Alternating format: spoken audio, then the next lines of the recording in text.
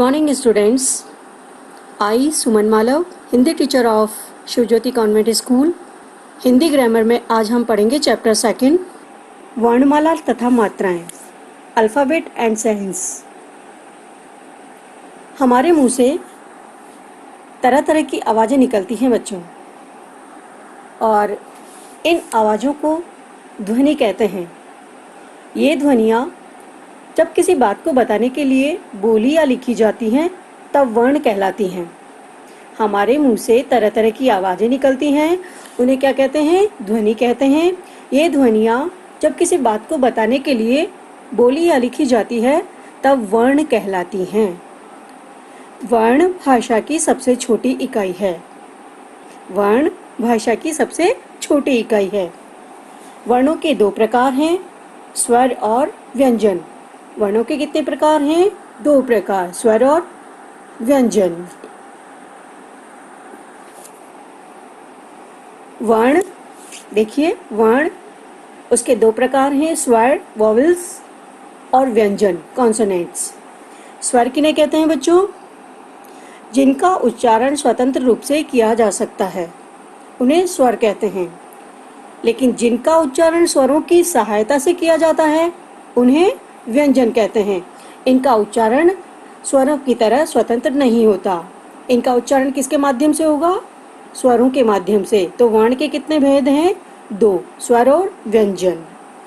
सही क्रम में लिखे या बोले गए वर्णों के समूह को वर्णमाला कहते हैं। सही क्रम से लिखे या बोले गए वर्णों के समूह को ही वर्णमाला कहते हैं। आप स्वर और व्यंजन सही क्रम से याद करें और उन्हें लिखने का भी अभ्यास अपनी कॉपी में करें।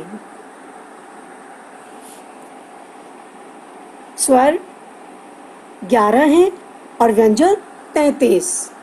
देखिए, अ, आ, ई, ओ, ऊ, री, ए, ऐ, ओ, औ, अं, अह। ये क्या हैं? स्वर हैं। और व्यंजन क वर्ग, च वर्ग, ट वर्ग, त वर्ग, प वर्ग, ये अलग अलग वर्ग हैं और हर वर्ग में 5-5 व्यंजन हैं। क वर्ग के तहत क, ख, ग, घ, य, च, छ, ज, य, ट, ठ, ड, ढ, ण।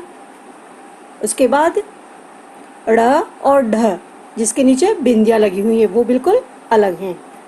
त, थ, द, ध, न, प, फ, ब, भ, म, य, र, ल, व, श, श, च, ह। ये व्यंजन हैं। इसके अलावा 4 संयुक्त व्यंजन भी हैं, क्ष, त्र, ज्ञ, श्र। क्ष, त्र, ज्ञ, श्र। अनुस्वार, अंग को अनुस्वार कहते हैं। ये नाक की सहायता से बोला जाता है। अनुस्वार यानी बिंदी। दूसरा है अनुनासिक। अ को अनुनासिक कहते हैं। इसका उच्चारण मुंह और नाक दोनों से होता है। अनुनासिक का अर्थ है चंद्र बिंदु। अनुस्वार यानी बिंदु और अनुनासिक यानी चंद्र बिंदु। इसके अलावा आगत स्वर भी होते हैं, जैसे जो अन्य भाषाओं से लिए गए हैं, जैसे कि ओ, फ, ज। हम लिखते हैं डॉक्टर, तो उसमें आगत स्वर कौन सा है? ओ। ये आ और ओ की मात्रा से भिन्न है। फ, ज, इनके नीचे छोटी छोटी बिंदी लगी हुई है, इसे कहते हैं नुक्ता। उर्दू फारसी जो शब्द होते हैं उनके नीचे नुक्ता लगता है। नुक्ता यानी छोटी बिंदी। ऐसे हिंदी में 5 अक्षर हैं जिनके नीचे की नुक्ता लगता है। क, ख, ग, ज, फ। क, ख, ग, ज, फ। हमारा नेक्स्ट टॉपिक है स्वर तथा उनकी मात्राएं। व्यंजन की कोई मात्रा नहीं होती, जबकि स्वरों की मात्रा होती है। देखिए जरा, प्रत्येक स्वर की अपनी एक मात्रा होती है। यहाँ स्वर हैं और उनके नीचे ही उनकी मात्राएं भी दी गई हैं। ध्यान से देखिए जरा, अ की कोई मात्रा है? नहीं, अ की कोई मात्रा नहीं है। आ की मात्रा खड़ी पाई, छोटी ई की मात्रा जो कि लेफ्ट में लगी है, लेफ्ट से लगती है, बड़ी ई की मात्रा जो कि राइट से लगती है, छोटा ऊ घूम के लेफ्ट में जाता है, बड़ा ऊ घूम के राइट में जाता है। री की मात्रा, ए की मात्रा, उसके नीचे खड़ी पाई नहीं है, केवल सिरोरेखा है और उस पर एक मात्रा है, वो है ए की मात्रा। आई की मात्रा खड़ी पाई नहीं है, केवल शिरोरेखा है और उस पर दो मात्राएं हैं, वो है आई की मात्रा। ओ की मात्रा खड़ी पाई है, शिरोरेखा है उसके पर एक मात्रा। इसी प्रकार औ की मात्रा शिरोरेखा है, खड़ी पाई है और दो मात्राएं हैं। अंक की मात्रा यानी कि बिंदी, अंक को क्या बोलेंगे हम? अनुस्वार। और अह की मात्रा जो कि विसर्ग कहलाता है। विसर्ग का उच्चारण जब हम करते हैं बच्चों तो ह की आवाज आती है, जैसे अह। आगे आपको समझ में? Very good. अ स्वर के बिना वर्ण लिखे जाएंगे क ख, बोले जाएंगे क ख, और उनके नीचे हलंत लगा हुआ है यानी कि वो आधे हैं। अ स्वर के साथ वर्ण है क ख।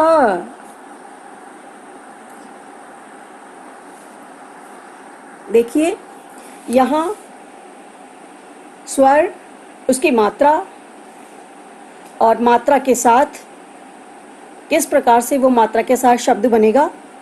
देखिए इसकी कोई मात्रा नहीं है, लेकिन क व्यंजन के साथ अगर हम अ स्वर को लगाते हैं तो उसे बोलेंगे क। उनसे शब्द बनेगा क से कल। आ की मात्रा शिरोरेखा और खड़ी पाई, क में आ जुड़ेगा तो क्या बनेगा? का। शब्द बनेगा काम।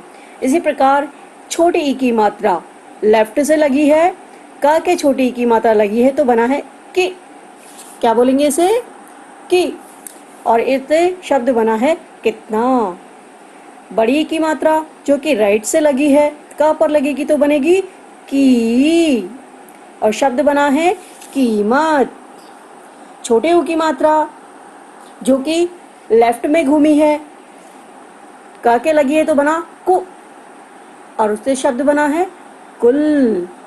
इसी प्रकार बड़े ऊ की मात्रा जो कि राइट में मुड़ी है, क के लगी तो बना कू, और शब्द बना कूप। री उसकी मात्रा नीचे से घूमती है, क के री की मात्रा लगेगी तो क्री, उसे बोलेंगे हम क्री, शब्द बना है कृपा। इसके बाद है ए। नीचे खड़ी पाई नहीं है, केवल शिरोरेखा है और एक मात्रा है, क के एक ही मात्रा लगी तो के, जैसे शब्द बना केसर। इसे बोलते हैं आई की मात्रा। शिरोरेखा उसके ऊपर दो मात्राएं, इसमें खड़ी पाई नहीं है, क के एक ही मात्रा लगी तो हम बोलेंगे उसे कई, क के आई की मात्रा लगी तो कई, जैसे कैसा। ओ की मात्रा खड़ी पाई, शिरोरेखा और एक मात्रा, उसे हम पढ़ेंगे को, शब्द बना कोना। औ की मात्रा खड़ी पाई है, शिरोरेखा है, दो मात्राएं हैं बच्चों, तो क के औ की मात्रा लगाएंगे तो पढ़ेंगे कौ, और शब्द बना कौन। अंक की मात्रा यानी कि बिंदी, क्या कहेंगे? अनुस्वार। क के अंक की मात्रा लगी तो कंग, शब्द क्या बना? कंगन। आ उस पे चंद्र बिंदु यानी कि अनुनासिक, क के अ लगा तो क, शब्द बना कटीला। समझ गए? Very good. र में विशेष ध्यान रखने की बात है, र में छोटे ऊ या बड़े ऊ की मात्रा इस प्रकार लगाई जाती है, जैसे र के छोटे ऊ की मात्रा लगी तो शब्द बना रु, शब्द बना उससे रुकना। और इसी प्रकार र में बड़े ऊ की मात्रा लगी तो उससे देखो वो बीच में र के बाद में क्या है? र के बाद में एक घुंडी है, तो ये बड़ा ऊ है, और इधर अगर हम देखेंगे तो ये छोटा ऊ है, उसमें घुंडी नहीं है, रुकना में और रूप में घुंडी है, तो इसे पढ़ेंगे हम रूप। और व्यंजनों की तरह इसमें र में उ की मात्रा नीचे नहीं लगेगी, बीच में लगेगी। समझ गए? तो बच्चों, अब हम आपकी पुस्तक के अभ्यास प्रश्न देखते हैं। प्रश्न संख्या 7 पर देखिए। प्रश्न नंबर 1, स्वर और व्यंजन छांटकर अलग अलग लिखिए। तो यहाँ पर आपको कुछ स्वर और व्यंजन दिए हुए हैं, उनको आपको छांटना है और स्वर के स्थान पर स्वर लिखना है और व्यंजन के स्थान पर व्यंजन लिखने हैं। उसके बाद हम देखते हैं प्रश्न नंबर 2, सही शब्द चुनकर लिखिए। यहाँ पर आपको कुछ रिक्त स्थान दिए हुए हैं और उनके आगे 2 शब्दों के विकल्प दिए हुए हैं। एक विकल्प को चुनकर के आपको इसमें लिखना है। फिर आएंगे हम प्रश्न संख्या 8 पर। वहाँ प्रश्न 3 है, वर्णों को जोड़कर शब्द बनाइए। तो यहाँ पर कुछ वर्ण दे रखे हैं जिनको जोड़ करके हमें शब्द बनाना है। तो हम देखते हैं कि किस प्रकार हम वर्णों को जोड़ करके शब्द बनाते हैं। जैसे कि आप यहाँ देख सकते हैं, क, धन, ई, धन, स, धन, आ, धन, न, धन, अ। अब हमें इन वर्णों को जोड़ना है और शब्द बनाना है। तो आप यहाँ देख सकते हैं बच्चों कि मैंने क लिखा है और क के नीचे एक डंडा लगाया है। इसे हम हलंत कहते हैं।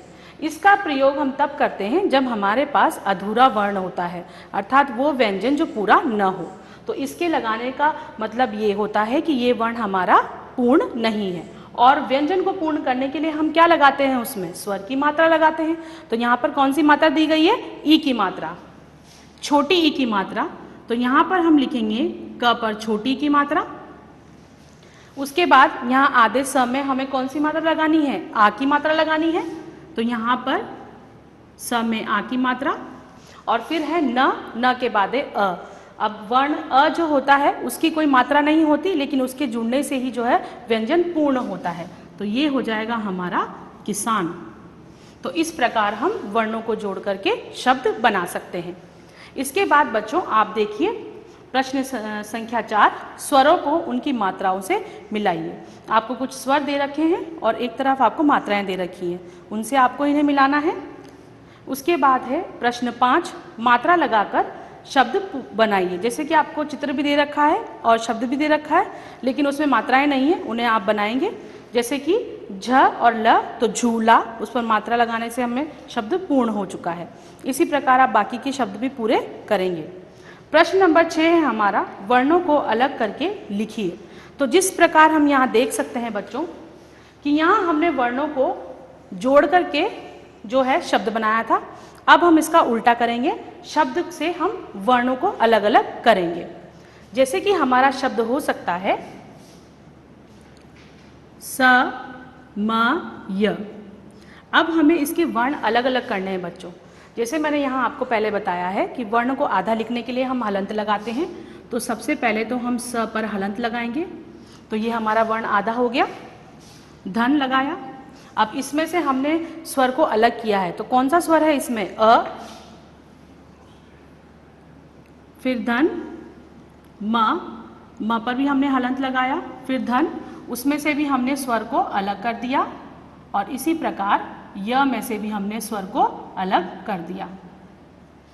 तो ये हो गया हमारा व्यंजनों को अलग अलग करके लिखना। ठीक है बच्चों, तो मुझे उम्मीद है कि आपको ये प्रश्न भी समझ में आ गए होंगे। धन्यवाद।